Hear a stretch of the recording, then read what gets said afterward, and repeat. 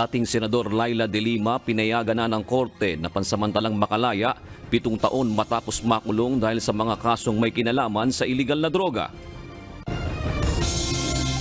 May isa pong malapit na kaibigan, yung biktima na nagsabi po na noong October 12, before her reported disappearance po ay magka-text po sila. There were exchanges of text claiming na ang sinasabi po ay ito po yung kikitain ng biktima prior to her disappearance po.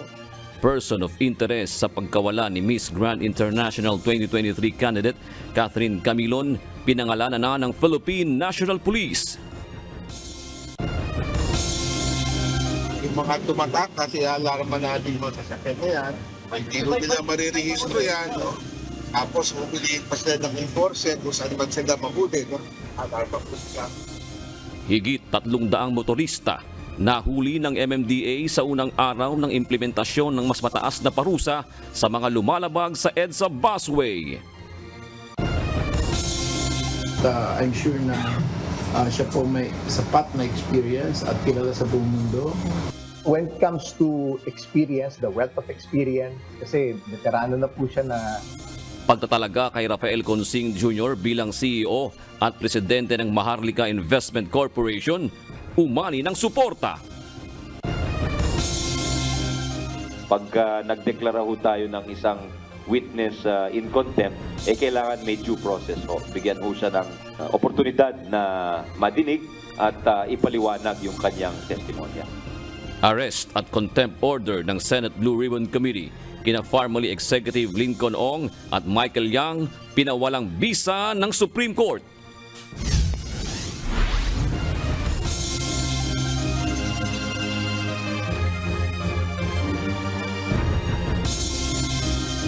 Magandang hapon Pilipinas at sa buong mundo. Una sa ating mga balita. Inilabas na ng Malacanang ang revised implementing rules and regulations ng Maharlika Investment Fund. Itinalaga na rin ni Pangulong Ferdinand Marcos Jr. si Rafael Consing Jr. bilang Chief Operating Officer at Presidente ng Maharlika Investment Corporation. Ito ang balita ni Bernard Aris. Kalayaan ng Board of Directors na bumuo ng mga mapagkakatiwalaang mga ngasiwa sa kauna-unahang Sovereign Wealth Fund ng Pilipinas. Kasama ito sa mga isinaayos sa Implementing Rules and Regulations ng Maharlika Investment Fund. Sa ilalim ng revised IRR, ang board ng Maharlika Investment Corporation ay bubuuin ng 9 na miyembro.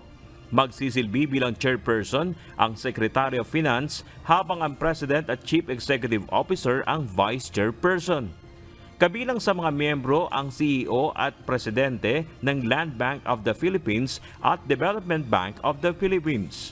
May 2 ring regular directors at 3 independent directors mula sa pribadong sektor. Naniniwala si House Speaker Martin Romualdez na magbibigay daan ito sa mas matatag na ekonomiya ng Pilipinas. Ayon kay Congressman Romualdez, tiyak na mapangangasiwaan ng MIF ng may transparency at accountability. Dagdag pa nito, kung epektibong mapatatakbo ang MIF, malaki ang maiaambag nito sa socio-economic development ng bansa. Tiwala rin itong magiging epektibo na ang MIF sa pagtatapos ng 2023. The IRR is already done, so I think they're right now organizing the board. So I think that's a very, very great step forward. Kanina itinalaga ni Pangulong Ferdinand Marcos Jr. bilang President at CEO ng MIC si Rafael Consing Jr. Si Consing ay kasalukuyang Executive Director ng Office of the President, Advisor for Investment and Economic Affairs. Ayon sa Malacanang, malawak ang karanasan ni Consing sa corporate governance. Para naman kay House Committee on Ways and Means Chairperson at Albay 2nd District Representative Joey Salceda, excellent choice si Consing para maging CEO at President ng Maharlika Investment Corporation. I'm sure na siya po may sapat na experience at kilala sa buong mundo. 32 countries po ang ICTSI, siya po ang CFO. Ang dami niya pong awards sa pagiging Chief Financial Officer at saka naging Compliance Officer din po siya. Ayon kay Finance Secretary Benjamin Diokno, ang pagsasapinal ng MIF ay paborable dahil ang mga lokal at international na mamumuhunan ay nagpakita na ng interest dito. Bernard Dadis, UNTV News and Rescue. Diyos ang aming sandigan, serbisyo publiko ang aming pinahalagahan. Sang-ayon ang Chief Economist na si Michael Ricafort sa ginawang masusing pagbusisi sa implementing rules and regulations ng Maharlika Investment Fund Law. Ayon kay Ricafort, dapat talagang matiyak na mapakikinabangan ng MIF lalo na pagdating sa pang-ekonomiya. Dagdag ng ekonomista, depende rin sa kakayahan o kwalifikasyon ng profitability ng MIF. Naniniwala si Ricafort na malaki ang maiaambag ni Rafael Consing Jr. sa pangangasiwa ng Wealth Fund dahil sa kanyang karanasan sa trabaho. When it comes to experience, the wealth of experience, kasi veterano na po siya na former international banker, tapos dati rin siyang Chief Finance Officer ng yung pinakamalaking port operator sa buong mundo, yung ICPSI. No? Infrastructure related din po. Dati rin po siyang treasurer ng Aboitiz Group. No? Umaasa si House Speaker Martin Romualdez na iina mga ugnayan nito sa mga Duterte. Ito ay matapos na sumuko ni Vice President Sara Duterte sa paghiling ng confidential funds para sa 2024. Ito ang balita ni Rosalie Cos. Always, I'm very, very hopeful. Buhay pa ang pag-asa ni House Speaker Martin Romualdez na magiging maayos pa ang ugnayan niya sa pamilya Duterte. Ayon sa House Leader, nais niyang panatilihing buhay ang binuong Unity Team Coalition ni Pangulong Ferdinand Marcos Jr. at Vice President Sara Duterte. Well, we will always work together. It's still a unity team. The President always wants us to work together, not just in Congress, with the executive, but as a country. So we will always strive for that. Tinulig sa kamakailan ni dating Pangulong Rodrigo Duterte ang Kamara at ang Speaker matapos na makatanggap ng kaliwat-kanang pagpuna ang anak na si Vice President Sara Duterte kaugnay ng confidential funds nito. Subalit giit ni Speaker Romualdez, ginagawa lamang nila ang kanilang trabaho at walang personalan. Samantala, pinuri naman ng Speaker si Vice President Duterte matapos na umatras sa paghiling ng confidential funds para sa taong 2024. I believe that's the right decision, and we hail VP Sara's decision. Noong nakalipas na linggo, inamin ni VP Duterte na may pinagdadaanan ng political side ng kanilang pamilya sa gitna ng ingay kaugnay ng confidential funds. Rosalie Cos, UNTV News and Rescue. Diyos ang aming sandigan, serbisyo publiko ang aming pinahahalagahan. Pinangalanan na ng Philippine National Police ang itinuturing na person of interest sa pagkawala ni Miss Grand International candidate Catherine Camilon. Ayon kay PNP Public Information Office Acting Chief Police Colonel Gene Fajardo, ito ay si Police Major Alan De Castro na dating nakatalaga sa Police Regional Office 4A. Ito ang balita ni Leia Ilagan. Kung sakasakali po na makakakuha po tayo ng confirmation na ito pong mga hair strand, possible hair strand at blood sample po na nakuha po doon sa recovered CRB at magmamatch po ito sa DNA ng sino mang pamilya po nitong biktima o for any person for that matter, this will definitely provide us additional evidence po to strengthen the filing of cases po, at least additional cases against the responsible perpetrators po. Kinumpirma ng Philippine National Police na mayroong mga hibla ng buhok, stain ng dugo at fingerprints na nakuha sa na-recover na pulang CRV sa Batangas City noong Biyernes ng gabi. Ang naturang sasakyan, ang sinasabi ng mga witness na nakita nila ang pinaglipatan sa katawan ng isang dugoang babae mula sa Nissan Juke noong October 12. Ayon kay PNP Public Information Office Acting Chief Police Colonel Jean Fajardo, pinuproseso na ng forensic group ang mga nakuhang sample sa loob ng sasakyan. Nakipag-ugnayan na rin po ang CADG4A sa pamilya para makakuha po ng mga DNA samples po nila para ma-compare po ito doon sa mga na-leave po ng mga forensic evidence doon po sa na-recover po na CRB. Pinangalanan na rin ng PNP ang person of interest na si Police Major Alan De Castro na nakatalaga sa Police Regional Office 4A. Isa pong malapit na kaibigan, yung biktima na nagsabi po na noong October 12, before her reported disappearance po ay magka-text po sila. There were exchanges of text claiming na ang sinasabi po ay ito po yung kikitain ng biktima prior to her disappearance po. Kaugnay nito, kinasuhan na rin ng CITG-4A ng kidnapping at serious illegal detention si Major De Castro, Jeffrey Ariola Magpantay at 2 John Does sa Batangas Provincial Prosecutor's Office. Probably some of you might be answering bakit po kidnapping and serious illegal detention pa lang po yung sinampa natin because the victim was reported missing from October 12 until today.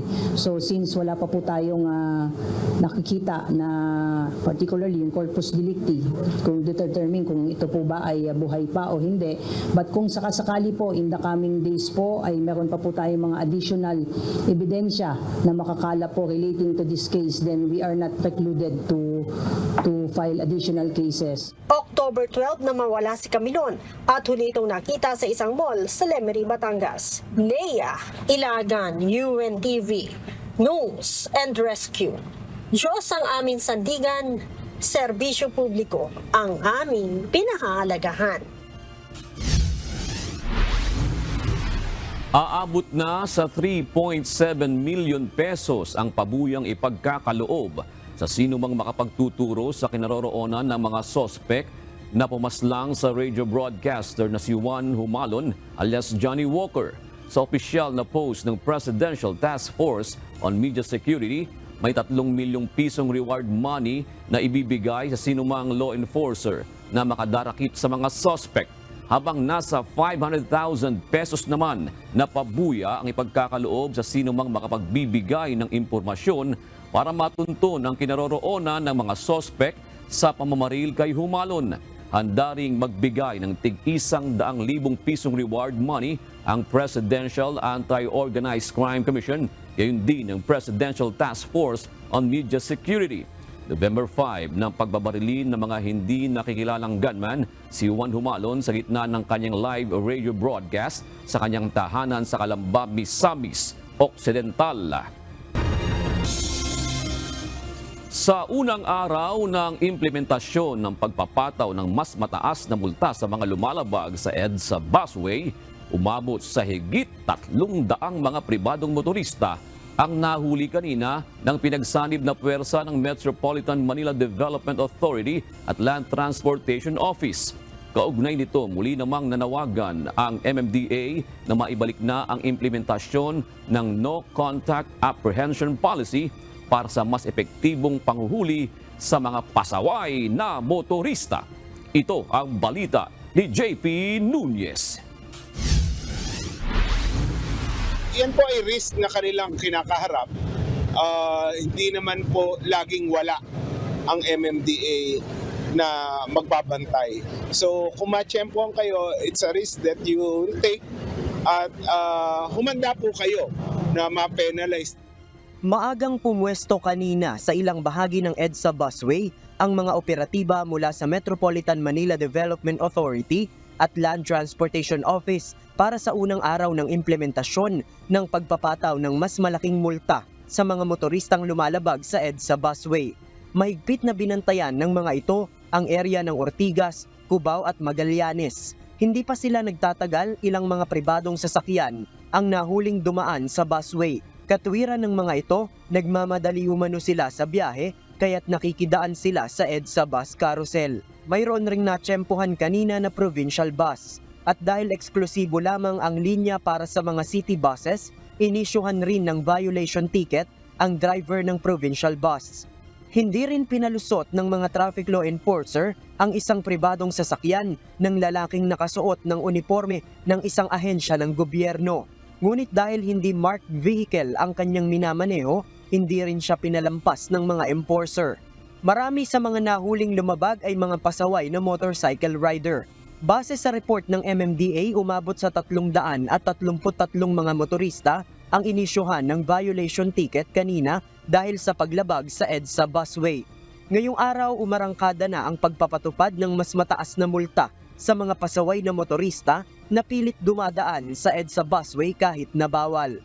Batay sa bagong patakaran ng MMDA, 5,000 pesos na ang ipapataw na multa sa unang paglabag o first offense.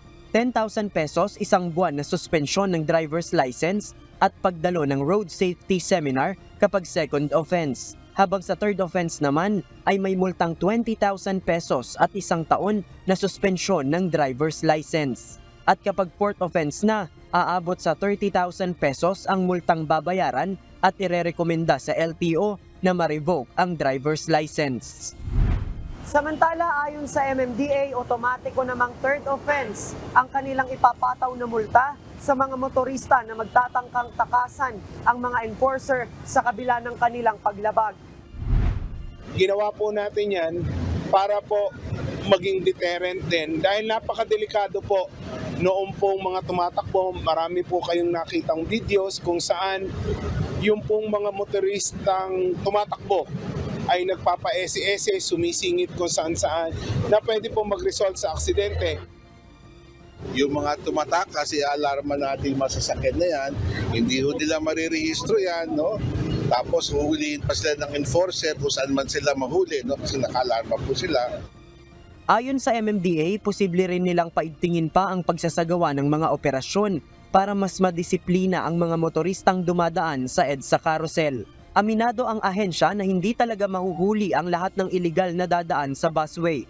Kulang ang kanilang mga personnel para magbantay sa buong kahabaan ng carousel at gawin ang panghuhuli 24/7. Kaugnay nito, muling nanawagan ang ahensya na maibalik na sana ang no-contact apprehension policy para sa mas epektibong implementasyon ng mga batas trapiko. Ito naman pong illegal na paggamit ng bus carousel ay naging talamak lamang simula nung na TRO or na-suspend yung pong implementation ng NCAP. August 2022 nang maglabas ng temporary restraining order ang Korte Suprema na pumipigil sa implementasyon ng NCAP. JP Nunez, UNTV, News and Rescue. Diyos ang aming sandigan, serbisyo publiko ang aming pinahahalagahan.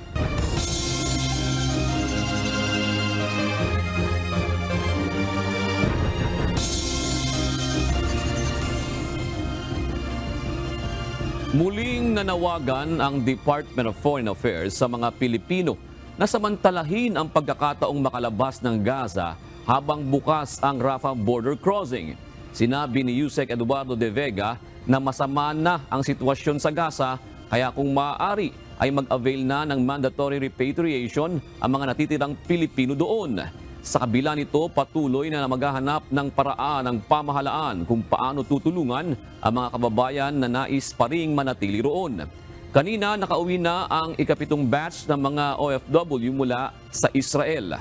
Samantala, panibagong batch ng mga Pilipino ang nakatawid ng border patungong Egypt ngayong araw.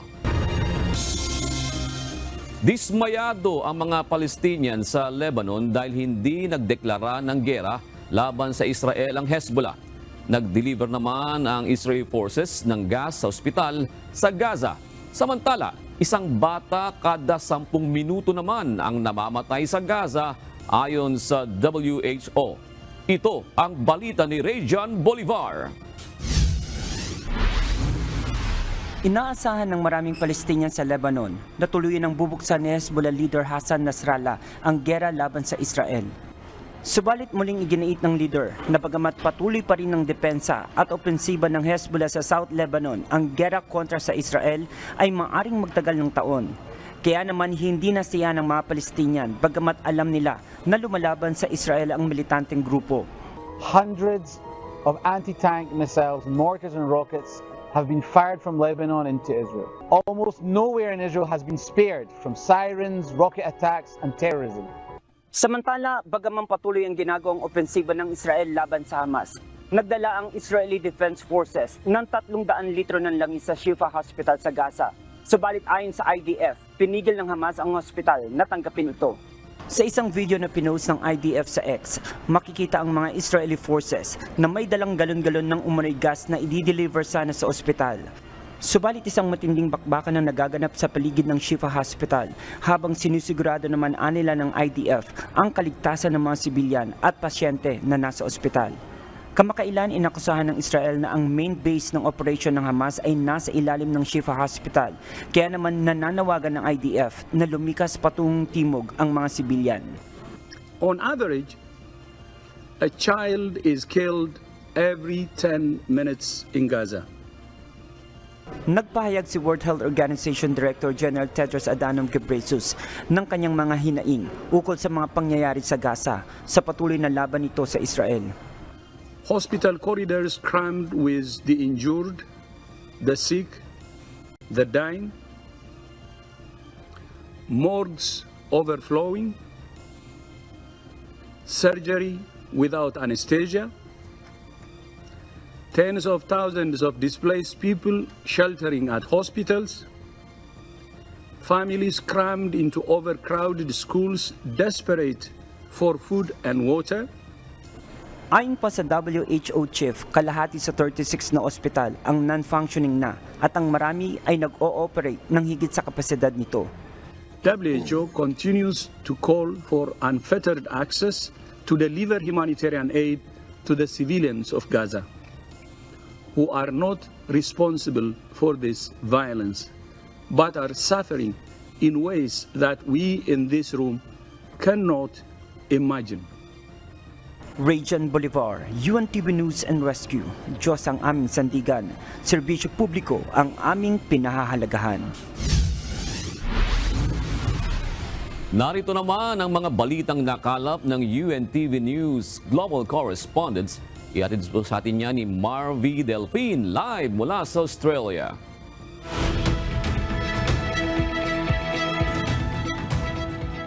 Marvy, mukhang matagal-tagal kang hindi nasilayan ng iyong mga fans. Kumusta ba ang carbon emission dyan sa Australia? Di ba, kalimitan naman, ito ay nanggagaling sa mga sasakyan at sa mga pabrika. Diyan ba sa Australia, paano? Magandang hapon naman sa inyo dyan sa Pilipinas, June. Kumpara sa nakaraang taon, ayon sa datos na kamakailan lang ni-release, yung progress ng Australia sa reduction ng carbon emissions ay relatively flat. Sa kabila ng mga green rebates katulad ng electric vehicle rebates at solar panel rebates ay tumaas actually ng 0.1% ang carbon emissions. At dahil na rin dito sa mga COVID-19 related recovery dahil sa pagbalik ng mga sasakyan sa daan. Yan, mukhang naninibago si Marvy sa tagal niyang nawala. Sige Marvy, bigyan mo ng iba pang mga balita sa iba't ibang panig ng daigdig. Itatrato ng Estados Unidos na full participant sa 2023 APEC Summit sa San Francisco ang Russia. Ito ay sa gitna ng efforts ng Washington na ihiwalay ang Moscow dahil sa invasion nito sa Ukraine. Ito ang balita ni Jeffrey Coles. Imposibleng makapunta sa Asia-Pacific Economic Cooperation o APEC Summit si Russian President Vladimir Putin. Subalit ipinadala ng Moscow ang kinatawan nito na si Deputy Prime Minister Alexei Overchuk sa San Francisco para sa pagpupulong ng mga top officials ng iba't ibang bansa. Ituturing ang Deputy Prime Minister ng Russia na head of delegation at magkakaroon ito ng oportunidad na sumali sa iba't ibang events sa summit ayon kay State Department official Matt Murray. Hindi rin kabilang sa US sanction ang Russian diplomat. Ayon pa kay Murray, nais ng US na maging mabuting host ng APEC. Subalit hindi anya ito magiging kapareho ng level ng mga head of state at government na pupunta rin sa APEC. nahaharap si Prime Minister Putin sa isang arrest warrant mula sa International Criminal Court, kaya naman hindi rin ito nagpunta sa mga summit sa South Africa at India. Ngunit kamakailan ay nagtungo ito sa China. Noong nakaraang buwan, nilinaw ng US State Department na hindi nila tatanggapin ang Russian leader sa San Francisco. Kaya sagot ng Russia, desisyon ng bawat miyembro ng APEC kung sino ang magrerepresenta sa kanilang bansa. Jeffrey Cos, UNTV News and Rescue. Diyos ang aming sandigan, serbisyo publiko ang aming pinahahalagahan. Nirevisa ng South Korea at Estados Unidos ang bilateral security agreement nito upang mapigil ang nuclear at missile threats ng North Korea. Patuloy din ang pagbibigay ng pressure sa Pyongyang bagaman maraming distraction. Pinirmahan ni South Korean Defense Minister Shin Won-sik at US Defense Minister Lloyd Austin ang update na Tailored Deterrence Strategy o TDS. Kinailangang ayusin ang kasunduan dahil hindi angkop ang kasalukuyang estratehiya sa mabilis na advancement ng missile at nuclear programs ng North Korea. Hindi naman nakasaad kung ano ang binago sa agreement. Nag-collapse ang isang road tunnel sa India. Dito natabunan ng debris ang nasa 40 construction workers na nagtatrabaho rito. Ito ang balita ni Early Briones. Malalaking tipak ng bato, debris at twisted metal bars mula sa nasirang bubong. Ito ang tumabon sa mga manggagawa ng isang ginagawang tunnel, Linggo ng umaga sa Himalayan state ng Uttarakhand sa India. Sa ngayon, patuloy pa rin ang rescue operation na ginagawa ng mga pulis at rescue workers at positibo na maililigtas ang mga ito. Subalit hindi masabi ng mga opisyal kung gaano katagal ang operasyon na ito. Papalabas na sana ang isang grupo ng mga construction worker at papalitan ito ng kanilang karelyebo nang biglang gumuho ang tunnel. Pinadalhan ng isang radio message ang mga natrap sa ilalim at ayon sa Uttarakhand Police, ligtas ang lahat ng natabunan. Sinusuplayan ng mga ito ngayon ng oxygen gamit ang isang tubo at pinapadalhan din ng mga ito ng food packets. Ang tunnel ay parte ng Chardham Road Project ni Indian Prime Minister Narendra Modi upang mapabuti ang connectivity sa ilang popular destinations sa India at ang mga lugar na border ng bansa sa China. Early Briones, UNTV News and Rescue. Diyos ang aming ligan, serbisyo publiko ang aming pinahahalagahan. Inilunsad ng isang Canadian Emissions Monitoring Company ang isang satellite noong Sabado. Layon nito na makadetect ang carbon dioxide emissions sa iba't ibang pasilidad gaya ng coal plants at steel mills mula sa kalawakan. Tinawag ang satellite na ito na Vanguard na inilunsad sa Vandenberg Space Force Base sa California ng SpaceX. Patuloy na ginagamit ang space age technology upang panagutin ang iba't ibang polluting industries sa kanilang kontribusyon sa climate change. At yan ang mga balita mula sa iba't ibang panig ng mundo. Mula dito sa Australia, ako si Marvy Delphine. Magandang gabi. Pinayagan ng korte ang mosyon ni dating Senador Laila De Lima na pansamantalang makalaya base sa desisyon ng Muntinlupa Regional Trial Court Branch 206. Maaring makalabas ang kilalang kritiko ni dating Pangulong Rodrigo Duterte kapalit ng 300,000 pisong bail. Labis namang ikinatuwa ni De Lima ang desisyong ito ng korte. Naghahanda na ang Philippine National Police Custodial Center para sa paglaya ni Senator Laila De Lima. Bukod sa sakyan ng dating mambabatas, isinailalim na din ito sa medical procedures. Ito ang balita ni Leia Ilagan, live. Leia, kumusta ang atmosphere dyan sa Camp Crame? At marami bang supporters ang nag-aabang sa paglabas ni dating Senador Laila De Lima? Magandang gabi sa iyo, Monica. Walang supporter na nag-aabang dito para sa paglaya nga nitong si dating Senator Laila De Lima.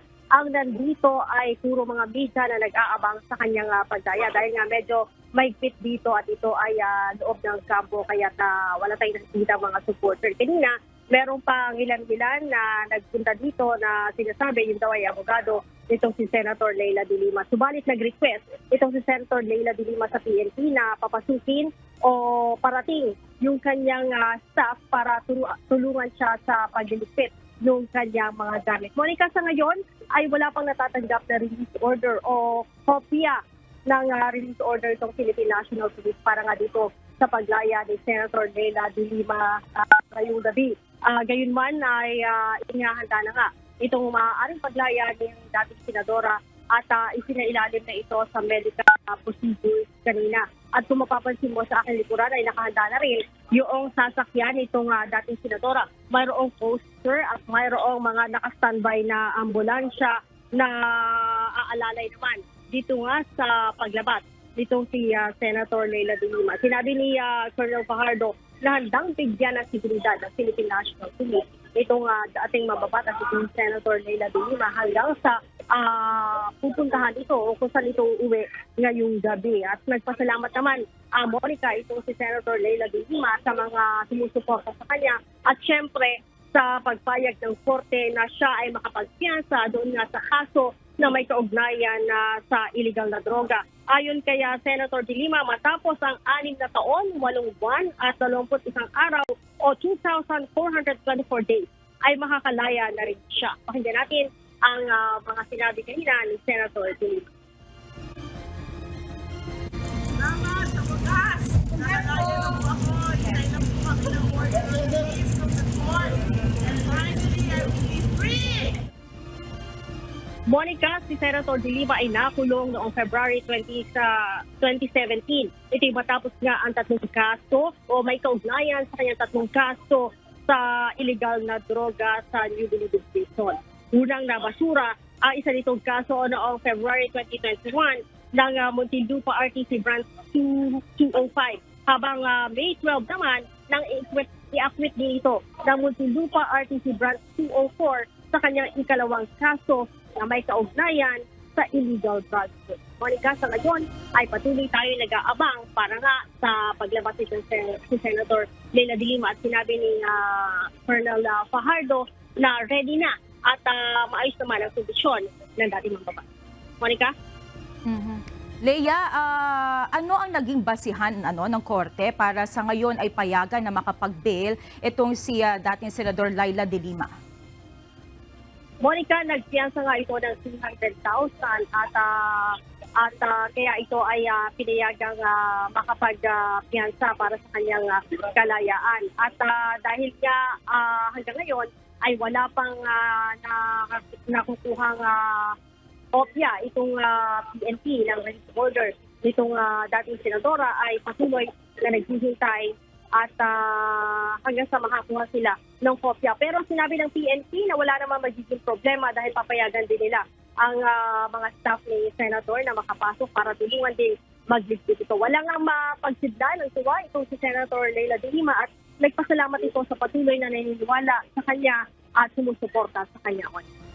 Oo, sa kampo naman ni Senador Leila de Lima, ano ang parang bagong perspektibo nila ngayon na sila ay napayagan ng bail matapos nga ang 7 taon na pagkakakulong sa kanya? Monica, noon pa man ay itinatanggi na ng kampo nitong si Senator Leila de Lima na may kaugnayan siya doon sa mga ibinibigay sa kanya doon nga sa 3 kaso ng illegal na droga, kaugnay nga dyan sa pagkalat ng illegal na droga sa New Bilibid Prison. Kaya ngayon ay para-parang silang masaya dahil nga sa wakas ay napayagan sila na palayain at maibasura nga at ma-acquit yung unang 2 kaso at ito nga ay pinayagan siya makapagpiyansa sa halagang 300,000.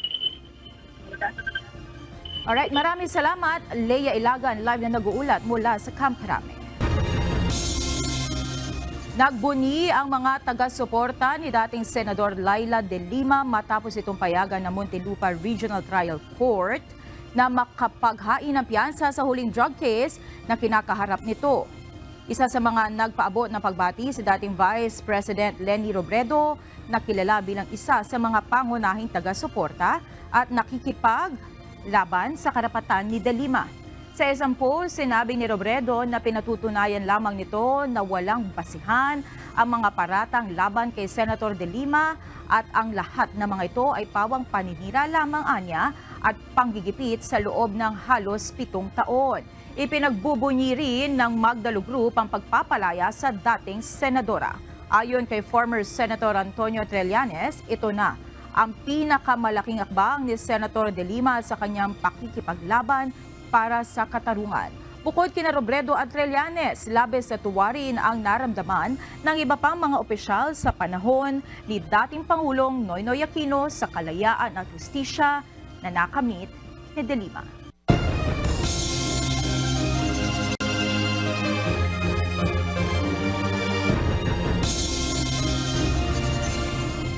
Tinatawag na ngayong strong El Nino ang pag-init ng malaking bahagi ng dagat Pasipiko. May mga lugar naman sa bansa na nakararanas ng pagkabawas ng ulan. Ito ang balita ni Ray Pelayo. So ngayon ay nakakaranas na tayo ng tinatawag na strong El Nino. So ibig sabihin noon, kung sinasabi natin na weak, may sinat, moderate, lagnat, so strong na to. So medyo kinukumbulsyon na yung ating karagatan ngayon. Bumilis at lumawak ang pag-init ng dagat Pasipiko sa mga nagdaang buwan base sa obserbasyon ng mga eksperto. Ayon sa Pag-asa, mahigit na sa 1.5 degrees Celsius ang itinaas ng temperatura sa Eastern at Central Equatorial Pacific kumpara sa normal. Sa mga nagdaang buwan ay nakaranas na ng pagkabawas sa dami ng ulang nararanasan ang ilang bahagi ng Luzon. Ayon sa Pag-asa, sa susunod na taon ay mas mararanasan ang matinding epekto ng El Nino sa bansa. Ang nakikita natin na magiging epekto or peak nitong El Nino is by end of April 2024 na kung saan mostly more than 45 provinces ang posibleng makaranas ng meteorological drought conditions. Ayon sa Pag-asa, may epekto rin ang El Nino sa bilang ng mga bagyong pumapasok o nabubuo sa Philippine Area of Responsibility. Nasa 19 hanggang 20 ang bagyong pumapasok ng PAR kada taon kapag walang El Nino. Ngunit sa ibang lugar gaya sa kanlurang bahagi ng kontinente ng Amerika, kabaligtaran naman ang epekto ng El Nino. Ang El Nino, ang sa atin ay dry, kakulangan ng ulan. May mga areas naman na ang epekto ng El Nino ay more wet. So, ibig sabihin yung super El Nino nararanasan ng mga areas na mas nakakaranas ngayon ng maraming flooding. Sa ngayon ay gumagawa na ng mga hakbang ang pamahalaan para maibsan ang epekto ng El Nino sa bansa. Kasama na dito ang pag-iipon ng tubig gaya sa Angat Dam. Kaunti na lang ay maaabot na ang 210 meters na water level nito. Ray Pelayo, UNTV News and Rescue. Diyos ang aming sandigan, serbisyo publiko ang aming pinahahalagahan. Naging bagyo na ang low pressure area na nasa labas ng Philippine Area of Responsibility. Namataan ito ng Pag-asa kaninang alas 4 ng hapon sa layong 1,465 kilometers sa silangan ng northeastern Mindanao. Ayon sa Pag-asa, posibleng pumasok ito sa PAR sa Miyerkules at papangalanan ng Kabayan. Sa weekend ay posibleng dumikit ito sa Eastern Visayas at maabot ang typhoon category.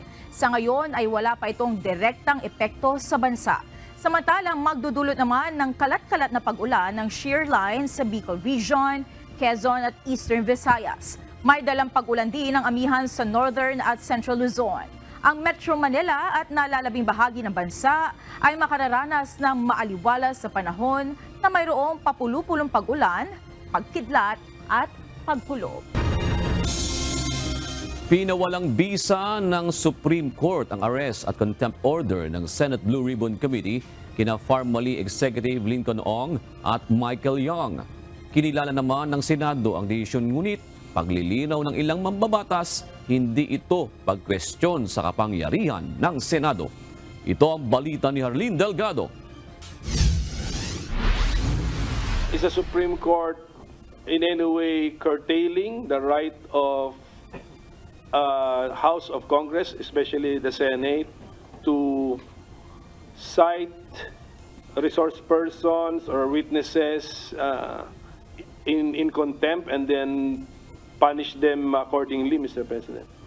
Palaisipan kay Senate Minority Leader Aquilino Coco Pimentel ang desisyon ng Supreme Court na pawalang bisa ang ipinato na arrest at contempt order kina formerly Executive Lincoln Ong at Michael Yang dahil sa umano'y pagsisinungaling at pag-iwas sa pagsagot sa mga tanong sa mga pagdinig kaugnay ng umano'y overpriced medical supplies noong kasagsagan ng pandemya. Sa pagpapatuloy ng budget debate sa Senado, natanong ng Senador kung pinapahina ba ng Korte Suprema ang karapatan ng Senado na patawan ng contempt at pagpaparusa sa mga resource person sa mga pagdinig. Nakasaad sa nilabas na desisyon ng Korte Suprema na seryosong pag-abuso sa diskresyon ng naging kautusan ng komite. Ngunit paliwanag ni Senator Juan Edgardo Sani Angara na siyang dumidepensa sa panukalang budget and judiciary, hindi ang kapangyarihan ng Senado ang kine-question ng Korte Suprema, kundi ang paraan ng pagpataw ng contempt sa mga resource person. Pag nagdeklara ho tayo ng isang witness in contempt, kailangan may due process ho. Bigyan ho siya ng oportunidad na madinig at ipaliwanag yung kanyang testimonya. Para kay Senate President Juan Miguel Mig-Zubiri, binibigyan diin lamang ng Korte Suprema sa kanilang desisyon na dapat matiyak ang pagiging patas sa pagpataw ng contempt, kaya kinikilala rin anya nila ang desisyon bilang gabay sa hinaharap. Sometimes we are quick to fire the trigger, to pull the trigger in this particular cases. So we'd like to be guided accordingly. But in all honesty, when we have public hearings, particularly on public order and security, Blue Ribbon, none of them will give self-discriminating answers. Di ba? Wala talaga. Para naman kay Senate Deputy Minority Leader Rizzo Ontiveros, hindi ito nangangahulugang absuelto na ang dalawa sa mga akusasyon laban sa kanila. Hindi pa rin anya lusot ang dalawa dahil inirekomenda ng Ombudsman ang paghahain ng mga kasong kriminal laban sa formerly officials. September 2021 nang isinailalim sa kustodiya ng Senado si Ong matapos mapatawan ng contempt dahil sa hindi umano pakikipagtulungan sa investigasyon ng Blue Ribbon Committee kaugnay ng umano'y maanumalang transaksyon ng gobyerno sa formerly sa pagbili ng COVID-19 medical supplies.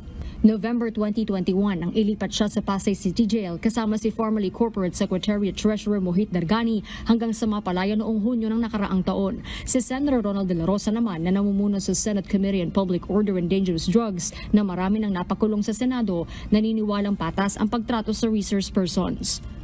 I will still cite in contempt resource persons who deserve to be cited in contempt. Pareho sa akin naman, pinapasalita ko naman sila lahat. Pero contempt pa rin. Harleen Delgado, UNTV News and Rescue. Diyos ang aming sandigan, serbisyo publiko ang aming pinahahalagahan.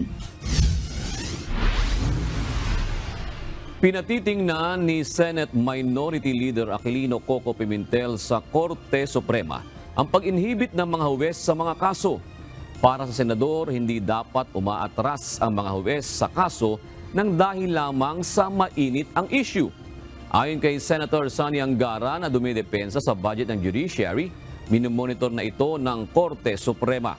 Natandaang nag-inhibit ang ikalawang judge sa natitirang kaso ni dating Senador Laila de Lima noong Hulyo para umano matiyak na patas ang magiging desisyon matapos hawakan ng isa sa naunang kaso.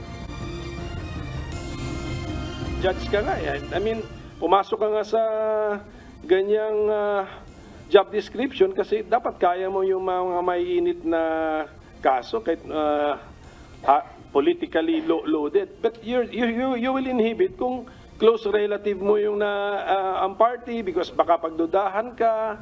It's actually unfair to the parties involved, especially those deprived of liberty. They're now asking the judges to furnish them with the orders of inhibition. Dati hindi yata kasi. So ngayon, dati wala man lang it was just really a decision made unilaterally, the inhibition. But now, the Supreme Court is now monitoring that phenomenon you're speaking of, Your Honor.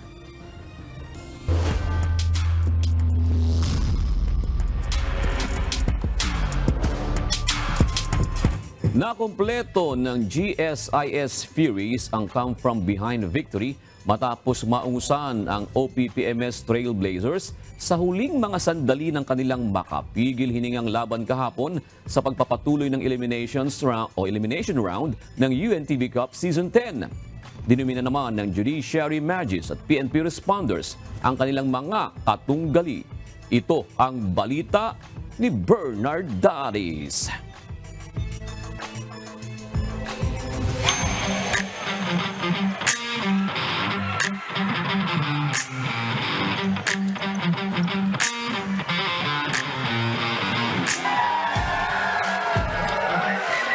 It's a cardiac game Sunday sa pagitan ng GSIS Furies at Malacanang team, OPPMS Trailblazers.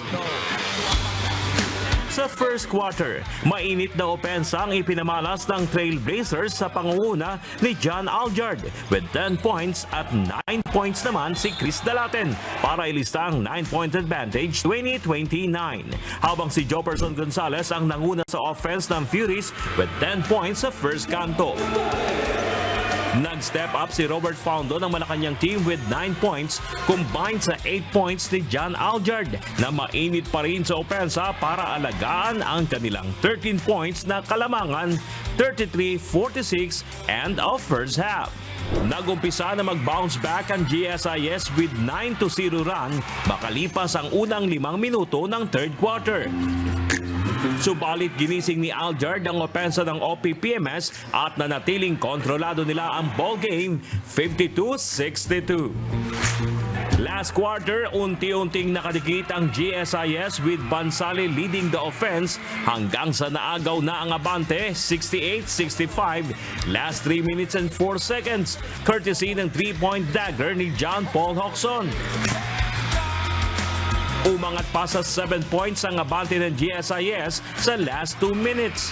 Pero sumagot ang back-to-back sa Rainbow Country si Faundo at nakadikit na ang Malacanang 72-71. May pagkakataon pa sanang bawiin ng OPPMS ang abante subalit na block ni Bansali ang isa pang 3-point attempt ni Faundo. Last 54 seconds. Plus na-convert pa ito ni De Ocampo sa easy layup to give GSIS 3-point edge 74-71. Pinakaba ni Andrew Requers ang Furies nang ipasok nito ang corner 3-point shot. 32 seconds left, 74 all. Subalit hindi ito naging sapat matapos ang putback ni Rubio mula sa nagmintis na floater ni Bansali to give the assurance sa GSIS Furies para sa kanilang second straight win sa liga. Final score, 76-74. Best player of the game sina Renny Boy Bansali na may 12 points, 6 rebounds, 5 assists, 3 steals at 2 blocks. At saka si Jefferson Gonzalez na may 14 points at 10 rebounds. Yung GSIS ngayon has a never say die mentality, meaning we never quit. So yung players didn't quit today, especially that second half when we put forth the effort na to go down on defense. Pag nag-overtime sa amin, sigurado ako doon. Naisip lang talaga nung laki, height is might eh.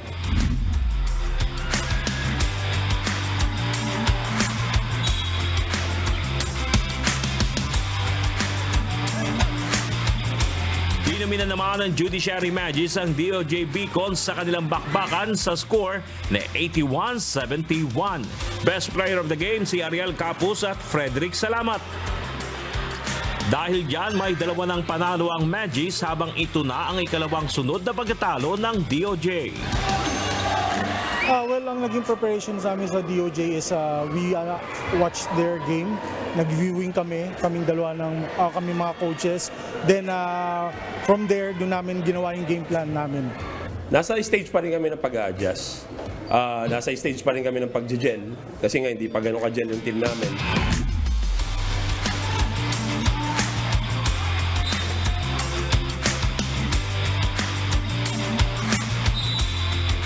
Samantala, naka-bounce back na ang PNP at pasok na rin sa win column matapos na patumbahin ng DFA emissaries sa score na 90-63. Best player of the game si Gilly Aniba na may 16 points, 4 rebounds at 1 assist at steal. Yung defense namin, doon kami nag-focus. At the same time, yung stamina. Una-una namin pinractice yung pag-press sa amin, yung pag-trap sa amin. Nagawa naman namin, nabawasan naman yung mga turnovers dahil sa pag-press or trap defense ng kalaban. Pero in other departments, tulad sa shooting, sa medyo doon kami nagkulang ngayon. Bernard Daddy's UNTV News and Rescue. Diyos ang aming sandigan, serbisyo publiko ang aming pinahalagahan.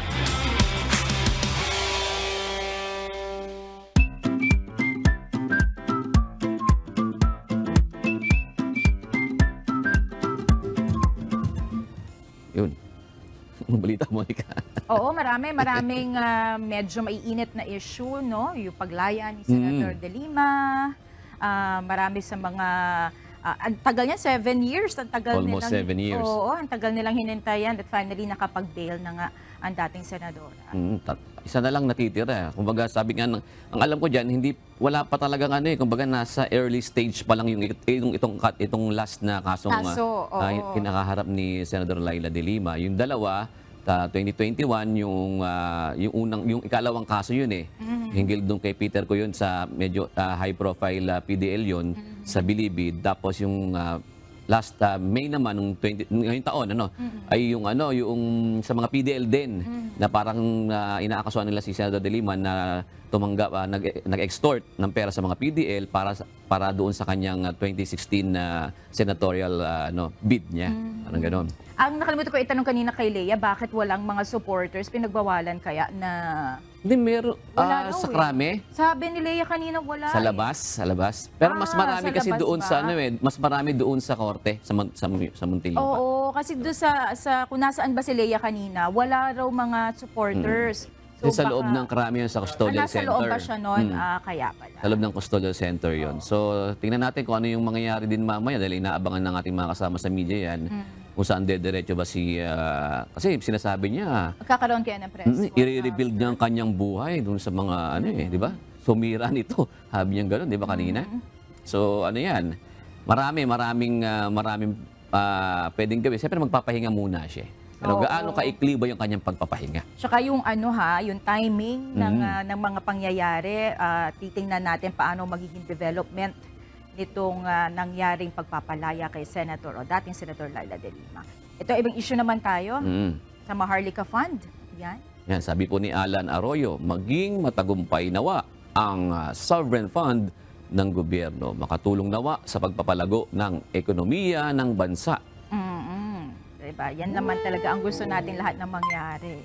Sabi naman ni Sonito Vargas Channel, marami pa rin kontra sa MIF, samantalang marami ang nagsuri at pinag-aralan niya ng mabuti ng mga economists at mambabatas bago naging batas. Yan, shoutout na tayo. Magsha-shoutout na po tayo. Happy Monday muna sa ating mga kasambahay at ito na po ang ating mga kausing na nakasama ngayong gabi. Unahin na po natin si at Perlen Dasigan. Maraming salamat po sa pagtutok.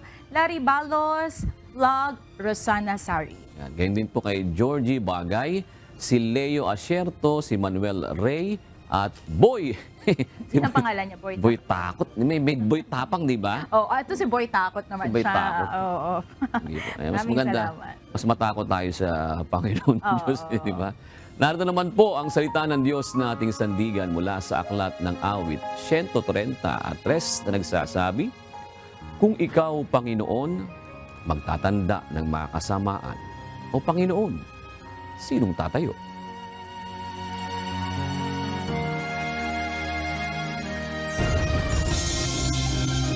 At yan ang naging kabuuan ng ating balitaan ngayong gabi. Aming inilahad ng buong katapatan kung paano namin nasaksihan. Kayo'y makapagtitiwala na ang aming nakita at narinig ang aming ibinabalita. At dito po sa UNTV, Diyos ang aming sandigan, serbisyo publiko ang aming pinahahalagahan. Magandang gabi po.